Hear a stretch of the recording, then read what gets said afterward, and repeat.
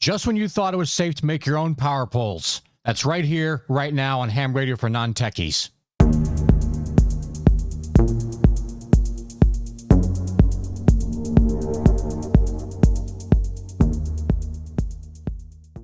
So welcome back, guys. Welcome to the channel. This is Ham Radio for Non-Techies, where we simplify the ham radio hobby to get you to study for and pass your tests quicker and get you on the air and not teach you any bad habits so you can use the proper, etiquette and manners and stuff while on the radio. Anywho, so I like to think I'm not an actual idiot when it comes to making power pole connections to make power poles for my radios and stuff. And, I just got a 705. I talked about this a couple weeks ago, and I picked up at the Belton Ham Fest. And it comes with a power cord. Well, the power cord's got a thing to plug in the side of the radio, and the other side is just bare wires. You can do whatever you want with it. I want to use power poles. So I want to be able to plug it into my power supply to charge it, or use it out in the field with my little Bio battery, which I got a review coming up on that shortly. So I had it all set up. I made the connectors, had everything done. I thought I was doing great, and nothing was working. And it had been a couple days. I'd made the cables. I put them down and forgot about it, and went off, did something else. I came back and I was trying to charge the battery, the internal battery on the 705.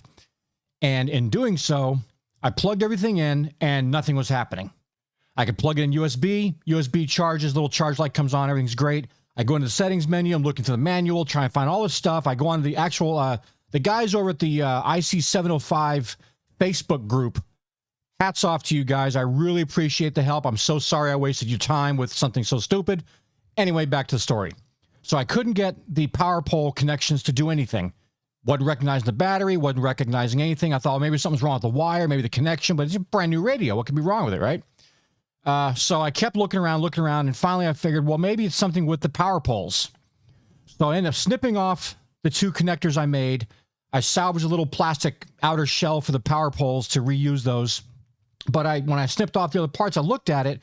I looked at the type of connector that I used, and what I think is when I was connecting them, I have 3 different size power pole crimp connectors, and I used the middle ones when I should use the smaller ones that fit the actual wire. I thought the bigger ones would be, better for some reason, whatever.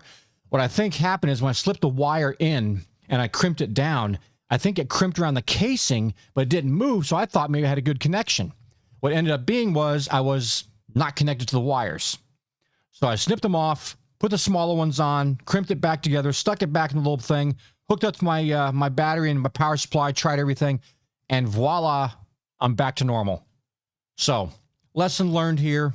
When you're making power poles, make sure you're using the proper size crimp connectors for your power pole connections, and take your time with it. Make sure all your wires are in there, everything's done right. I'm not trying to say that because I screwed up, you will, but if you're ever having an issue, instead of thinking, oh, maybe my battery's dead or my radio's garbage or something's wrong with the cable, it might have just been those connectors.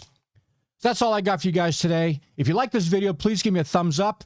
And of course, as always, subscribe and click on the little bell to be notified when I do new videos. For now, guys, this is Ham Radio for Non-Techies, and we are clear.